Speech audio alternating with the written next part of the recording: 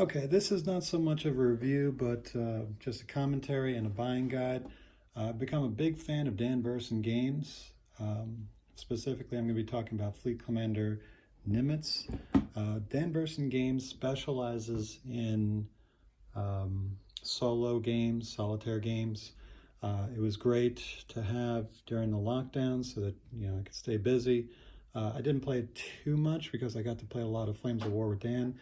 But it's been slow going, and Dan's got his thing going on now with his family, which is awesome. So I have re-emerged in my collection of Dan Verssen games and started looking at them again and popping my head up and seeing all the new stuff, or newish stuff, because I got these games several years ago. And so I picked this game up, Fleet Commander Nimitz, a few years ago and really liked it.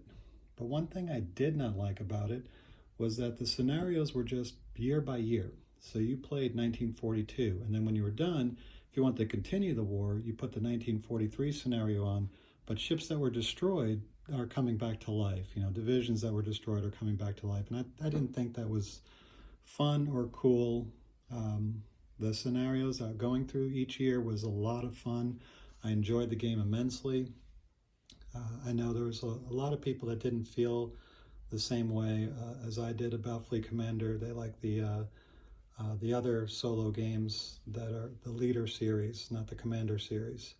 There are 4 of them. There's Rommel, there is Napoleon, there's Nimitz, and then there's Alexander. I don't have Alexander, but I have the other 2, and they're all really good. They all give their own flavor to the experience.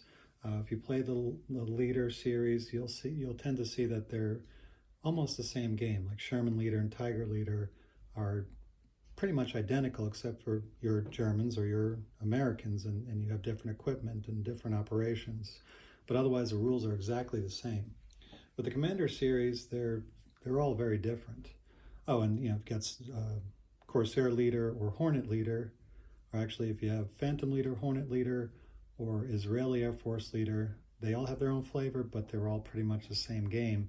And then you have Zero Leader that came out recently, and Corsair Leader that are almost identical to themselves and very close to the Hornet Leader and so on. So the rules to one, you are doing very well for the other games, whereas the Commander, they're pretty much their own games. Now, one thing I really like about the Commander games is that not only does it have a strategic map, but it also has a tactical map. So you do all your moves on the strategic map, and then when you have a battle, you go to the battle map. Same thing with Napoleon. They do the same thing, which is why those are my 2 favorite. And Alexander and Rommel, their battles are much more simplified. They don't have a battle map. You just take the units off and you roll for them, and you have tactics and so forth. So it's a little bit more, or it's more general than these. Here you have planes flying in different directions. You got to figure out, you got to use tactics. It's really cool. So I really enjoyed the version that I played. And since then, since I put it down, since I last played it, they have come out with a second version and expansions. The second version adds another table here, which will make the Japanese more and less aggressive. There's much more variety in how they move. The first expansion, as you can see, it's right over here. That makes the total war where you can link all 4 years into one big campaign, which was my big gripe with the first time I played it. And so that solves that problem. It's not perfect, and the rules are a little sketchy sometimes. I had to go on the forums and figure some things out. Some things were left out of the rules. But you could figure it out, and with just a minimal amount of effort, you can get going again. Then they have Yamamoto, which I didn't get Yamamoto or the islands. The islands are pretty simple. You just put it over the battle board, and there are special rules for each of the islands that are on the strategic map, which gives it more flavor, but I think it adds a level of difficulty to the game. And then the Yamamoto organizes the Japanese fleets into more organized fleets rather than just random ships flying around. I opted to just go for the Total War, and I'll tell you why. And I didn't upgrade to version 2. And I think that's very important. I haven't played them, so I can't give you a firm review, but I've seen a lot of videos, and I've got a lot of problems with version 2 with the Yamamoto and with the islands. The islands just, it's cool. It's probably the next one I would get, but that's when I'm ready to go take it up a notch. And I'm not. I just got beat. I just played a game, made it to the end of 1943, and then lost midway. I lost all these islands, and I got dismissed. So, yeah, it's a hard game. It's a hard game to play, as most Dan verssen games. I like the challenge. It feels like the game is cheating, but that's okay. It's you're not playing a real person, so you have to have those advantages for the AI in order for them to have a chance. Otherwise, you just steamroll them every game. Anyway, this does a really good job of linking the campaigns. Probably pretty much what I would have done, except they have a way that you can build ships, which makes it actually harder because you have to build up your industry, it feels more realistic, so it's pretty cool. I already talked about the islands.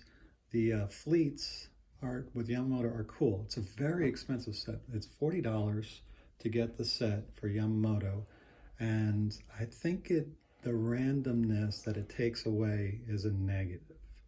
The reason why I say that is because they can feint. They could send a couple of ships and tie up some of your ships and then send some more. But if you've got whole fleets, you to scout those fleets. So actually, I think it makes it easier to play against. So if you need an easier level and you don't mind paying the $40, then Yamamoto is a good deal. I don't recommend it, but I don't not recommend it, if that makes any sense. So if you really want to get them organized, what's a really good thing about them is that you put all the ships, because this can get messy. There's a lot of pieces that go on here. I've cleared this board off a lot, and you can still see there's a lot of pieces. So taking the ships and putting them on their own cards cleans up the board tremendously. So it's for your neat freaks, that's a really good option. So that may be a plus for you to get the Yamamoto. So I might get that at some point. The big no is the version 2. I think they really messed up on version 2. Nobody really talks about it. They just think about it in tactics. And what they did was they changed the way that the Japanese move around the strategic board. It makes more sense, more logical sense of how they move, and that they're more aggressive and less aggressive at times. But it kills this aspect of the game. This is probably my favorite part of the game, is the scouting.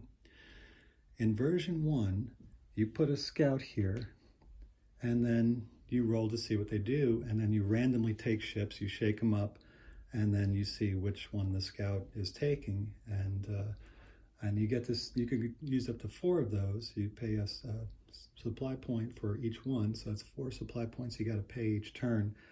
And what happens is then you see where they go.